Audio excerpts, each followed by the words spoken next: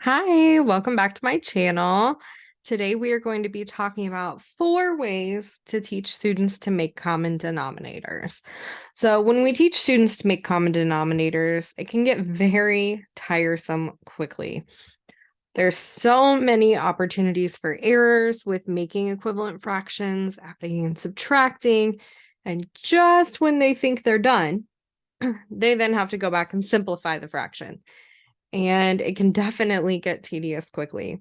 One area that I've gotten pretty close to perfecting is teaching my students to make common denominators.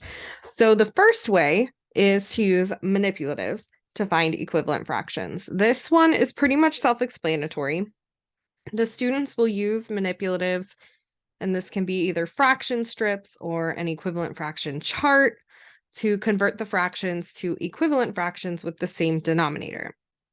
This strategy is not something that they can replicate without having the actual manipulatives or a similar resource, but it builds that conceptual understanding that the students are finding equivalent fractions.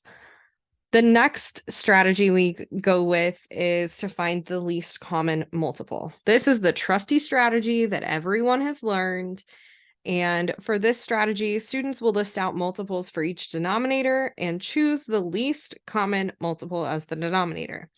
So I have my students list out the first 5 because typically that's all that's necessary. And when I teach this strategy, I explicitly connect it to the work we did with the manipulatives. So we start with manipulatives first. It's more concrete.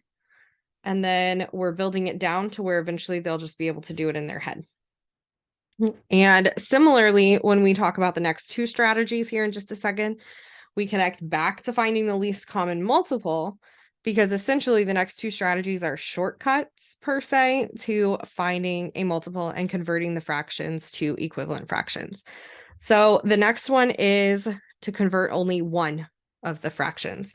So as I mentioned previously, I teach this strategy and the next one after I've taught least common multiple, because they build upon each other.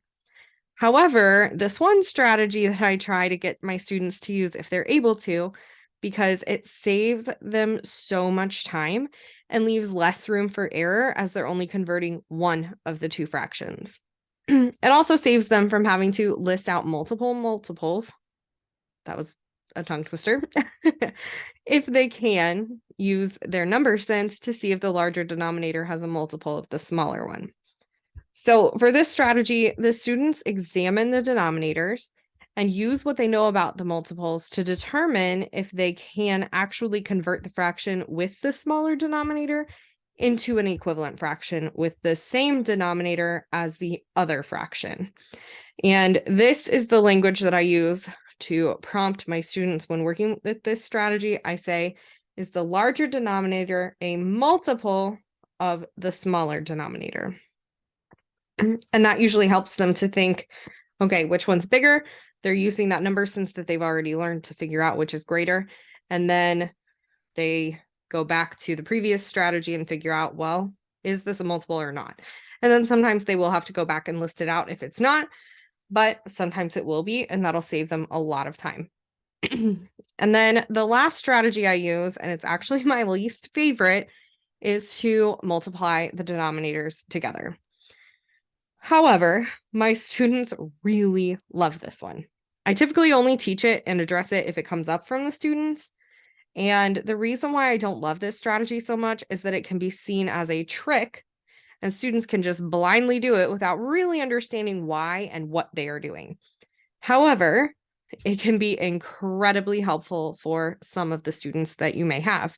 So for this strategy, the students simply multiply the denominators by each other to create equivalent fractions with the same denominator.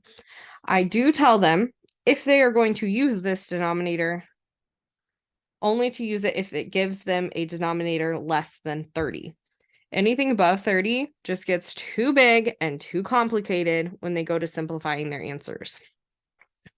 So after teaching these strategies, I will use an anchor chart that serves as a review and also as a way to discuss a strategy for which strategy to use. I usually have about half of the anchor chart prepared beforehand, and it's usually just everything but the example work that we do together. And we'll work on that same anchor chart over a couple of days.